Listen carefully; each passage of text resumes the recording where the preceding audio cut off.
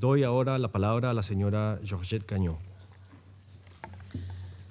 Mr. President, over the past weeks, I've traveled across Afghanistan to remote areas, northern provinces, and to eastern border areas.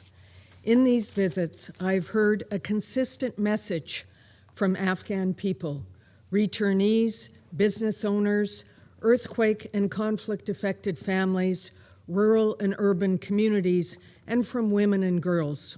All have highlighted the increasing pressures they face, whether humanitarian, economic, or on human rights. On the surface, Afghanistan, under the de facto authorities, remains stable. Territorial and administrative control has been consolidated, and there is no meaningful armed or political challenge to their rule. The de facto authorities themselves present their main achievement as having delivered nationwide peace and security. The longer-term scenarios for Afghanistan, however, depend largely on internal dynamics within the de facto authorities' governing structure, in particular the tension between ideological policies that place severe burdens on the Afghan people and relatively pragmatic approaches that have helped sustain the system so far. For now, what exists is increasing control by the de facto authorities without a clear end state. In this context of accumulating risk and uncertainty, I highlight 5 interlinked areas: political and economic dynamics, the situation of women and girls, broader human rights developments, regional dynamics, and the importance of sustained, unified international engagement. Mr. President, macroeconomic indicators reflect elements of stabilization. Economic growth has been positive in absolute terms, with some long-term investments in infrastructure, fiscal stability has been maintained, and revenue mobilization has improved despite challenges such as sanctions, wider regional tensions, and closure of the eastern border since last October. Relative stability has also allowed for positive measures, such as the sustained near eradication of poppy cultivation. Key risks remain, however, that underscore the fragility of current economic stabilization efforts with serious political impacts. The most significant is demographic. Large-scale returns from neighboring countries have led to a sudden population increase. Nearly 5.9 million people have returned since 2023, amounting to more than a 10% increase in population. Up to 2.8 million Afghans are projected to return this year, many with limited assets and few livelihood prospects. Afghans are returning to communities and an economy that cannot fully reintegrate them. As the World Bank has reported, in real terms, Afghans are becoming poorer. To help mitigate this stress, we reinforce the Secretary General's call on all countries returning Afghans to Afghanistan to uphold their international obligations on protection, including the principle of non-refoulement, and ensure that returns are voluntary, safe, dignified, and accompanied by sustained support for returnees' reintegration. Afghanistan also remains one of the world's largest humanitarian crises. Some 21.9 million people, approximately 45% of the population, require humanitarian assistance in 2026. Mr. President, Afghanistan's demographic profile is also central to understanding its trajectory. More than half the population is under the age of 25. This generation is coming of age at a time of constrained opportunity, particularly for girls, but also increasingly for boys. Many are looking elsewhere for a future. There are economic drivers. Limited employment prospects declining household incomes, and rising competition for scarce jobs, particularly in urban areas already under strain from returnee populations. There are environmental pressures. Afghanistan continues to experience prolonged drought conditions, water scarcity, and ecosystem degradation. These factors are undermining agricultural livelihoods, the primary source of income for more than 70% of the Afghan people, and accelerating rural distress. The convergence of these trends multiplies existing risks, creating conditions conducive to increased migration, social, political, and economic alienation, rising insecurity, and potential radicalization. Mr. President, on the situation of Afghan women and girls, it is important to be very clear. What we are witnessing are severe and growing restrictions, the imposition of systemic and institutionalized harm with long-term generational consequences for Afghan society as a whole. An estimated 3.8 million girls between 7 and 18 years of age are not in school, including more than 2.6 million adolescent girls. Each year, approximately 250,000 more girls are permanently excluded from secondary education pathways, creating a lost generation of talent and potential. This has implications far beyond education. Recent UNICEF analysis makes clear that restrictions on women's education and labor participation are already costing the Afghan economy and undermining the country's longer-term economic development.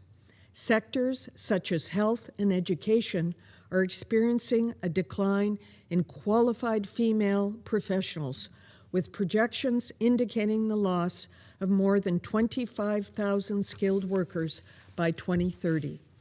This directly affects service delivery. It reduces access to health care for Afghan people, particularly women and children, and worsens maternal and child health outcomes.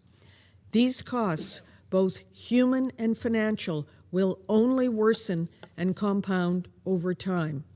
The solution requires the de facto authorities to end restrictions on education and employment for women and girls to the benefit of all Afghans, and to support opening a new chapter in Afghanistan's relations with the international community.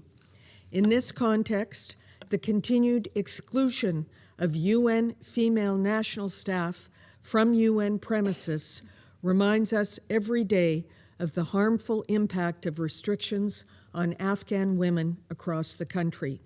We again urge the de facto authorities to lift all restrictions on women and girls, including those affecting access of UN national female staff to our premises, a violation of the UN Charter. We are also observing broader trends in the erosion of human rights that warrant increased attention. Recent Decree number 18 on separation of spouses violates core principles of the Convention on the Elimination of Discrimination Against Women, as well as children's rights. It is among the most recent of several decrees and actions that serve to institutionalize a system that is increasingly divergent from Afghanistan's international human rights obligations.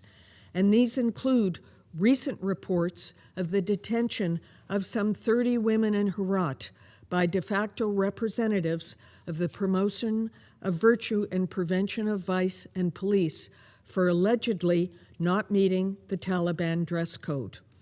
Recent arrests of journalists and closing of some media outlets highlight declining freedom of expression and the continuing narrowing of civic space.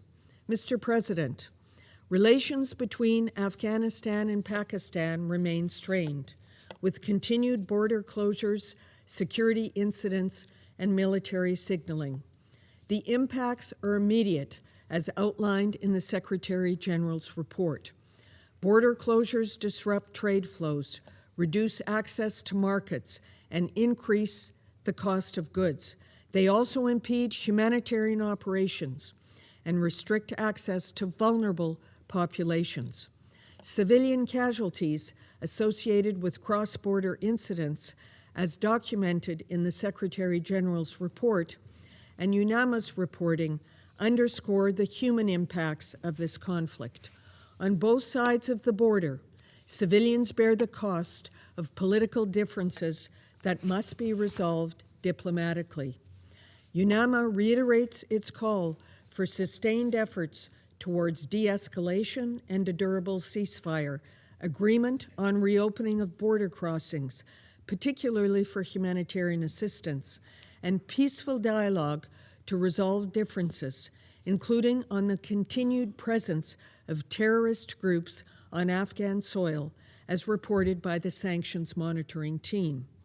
We welcome the ongoing efforts of member states to reduce tensions and open channels for dialogue between Pakistan and Afghanistan's de facto authorities. Mr. President, on UNAMA's efforts to guide a political process leading to the end state defined in Security Council Resolution 2721 of 2023, I reiterate that engagement is not endorsement of the current regime.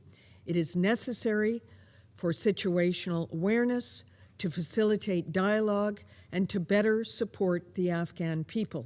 It contributes to the ability to monitor, contain, address, and mitigate risks to the international community.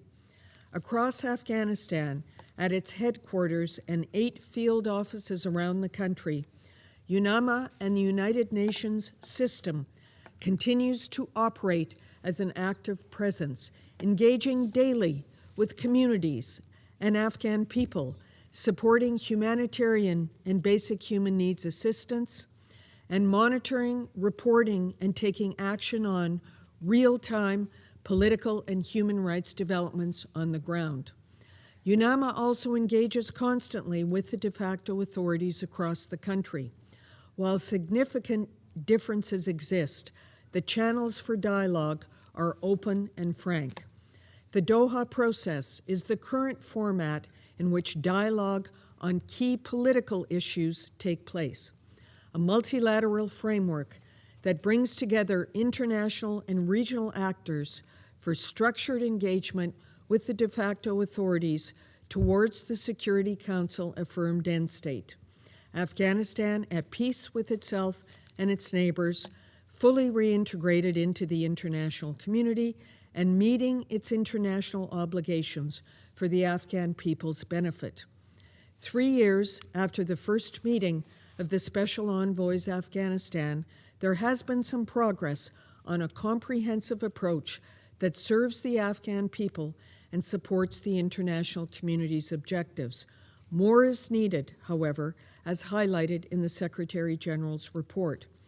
We reinforce the Secretary General's call on the Doha process participants to sustain engagement in this comprehensive approach that supports Afghanistan's eventual reintegration.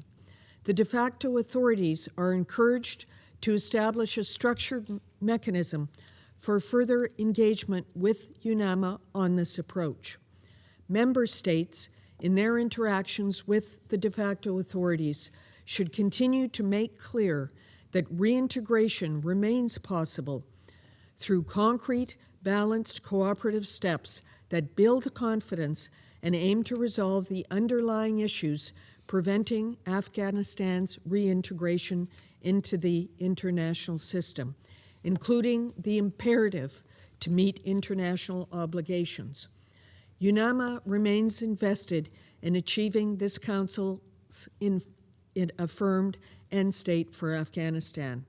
Ongoing and constant dialogue is essential, together with principled and pragmatic engagement, even where progress towards the end state is incremental. With strategic patience, coherent and coordinated diplomacy, and open dialogue, progress can be made in full support of the Afghan people. Thank you. Doy las gracias a la señora